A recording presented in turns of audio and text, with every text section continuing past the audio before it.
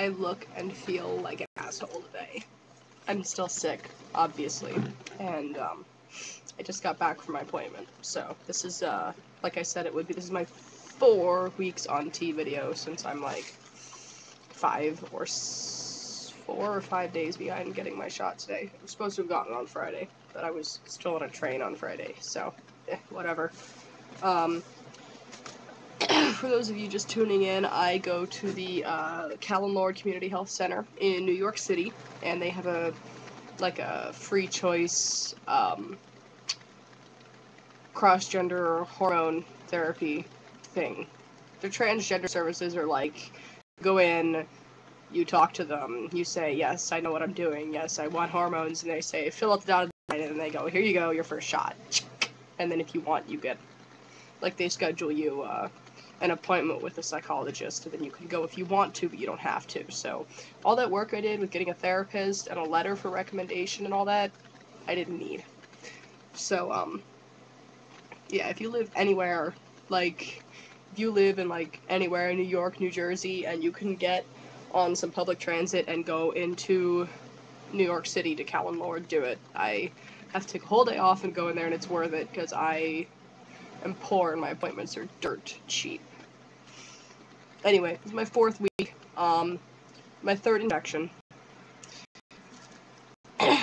Usually it's a 4th injection, because most people who go, usually it's a 4th, and I'm so burned out.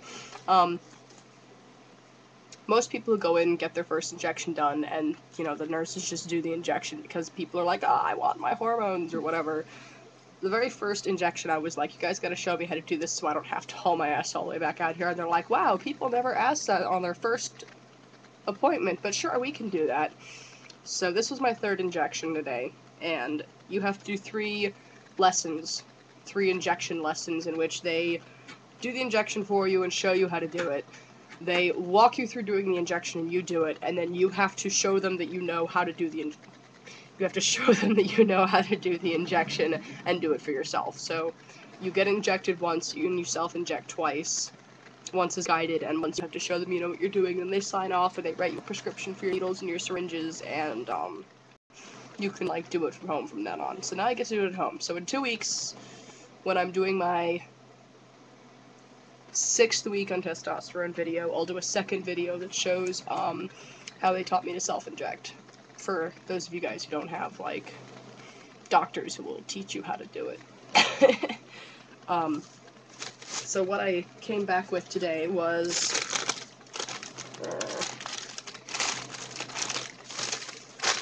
there it is, my testosterone bottle, testosterone, mwah, and needles.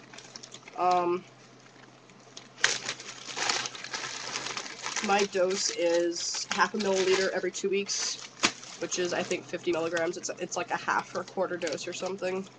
It's a really tiny dose. I'm fine with that. So I have a 3 milliliter syringe. I have 20 gauge needles that I use to draw the prescription up out of the bottle with, because when you punch the needle through the top of these bottles, it blunts it, and you do not want to inject that needle afterwards. And then I got 21 gauge, you can't see those. I got, there we go, 21 gauge needles to inject with. And apparently most people inject with 22. Like, the guy who wrote the prescription was like, wait a minute, they have you injecting with 21s? Doesn't that hurt? It's a needle, and I'm sticking it into my leg. Of course it's gonna hurt. But apparently it can hurt less. So yeah, I got my needles to do my self-injecting today. It's all very exciting. I also had the joy of riding the train home carrying this.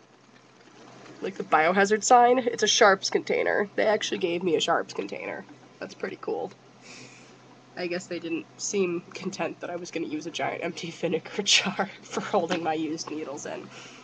But I got this, like, wrapped in giant pieces of gauze and jammed in a plastic Walmart bag so I wouldn't have a big red biohazard container with me on the LIRR. I actually want to get one of these and make an epic man purse out of it. Like, cut the top out here I'd put like some kind of flap in it and put a big strap on it and carry it around like with the biohazard sticker still on it and everything, because that would be pretty epic. I think I would, like, nobody would sit next to me if I was carrying this thing. But yeah, if you use needles, you should have a sharps container. Especially since I have, like, other people and cats in my house and stuff.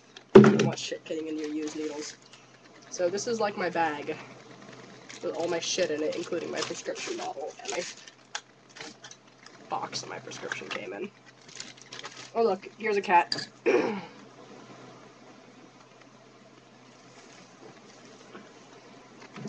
There's another cat. Cats everywhere, like I said. Changes. Changes. 4 weeks on tea. My voice is obviously dropped. Not that I can hear, because my head is so plugged up, I can barely even hear my fans running over there, but my voice is dropped. I'm horrendously sick still. So once my ears pop and my head clears out and my throat stops burning like I'm trying to swallow acid with every breath, I'll be able to actually gauge how much. Other than that, here's my hairline. I really haven't lost much hair yet. Like, I guess it's thinning out just a little bit right in here, which is what it's gonna do. Right? Yeah, see here how it kind of goes back a little bit farther. I guess it should start pulling in here a little bit too, and this should stay out. So we'll get that, like, manly thing. If I end up with the genetics I think I have, I should get a pretty awesome widow's peak over the years. I will not mind in the slightest. So yeah, my hairline's pulling back a little bit. Again, I just still have some aggressive peach fuzz. I've got a couple of dark hairs. I mean, even before I even considered taking tea, I always had like a pseudo mustache thing. Thanks, Italian heritage. But I guess it's darkened a little bit.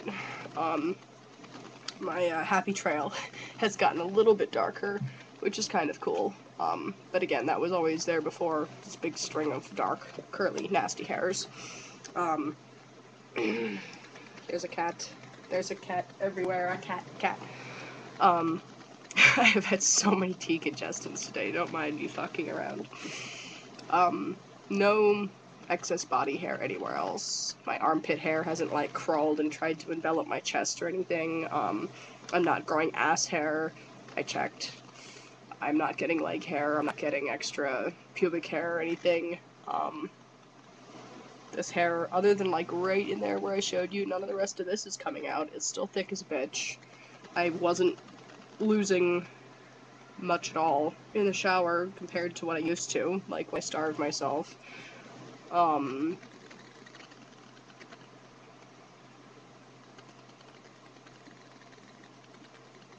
I guess, like, emotional and thought changes and stuff, I wouldn't have any idea because I've been so sick since, like, Wednesday last week, so I think that about covers it. Yeah, I'll check in next Tuesday, and then the week after that, I'll do a video showing how to self-inject, so hope you guys are as happy as I am, and hopefully not nearly as sick.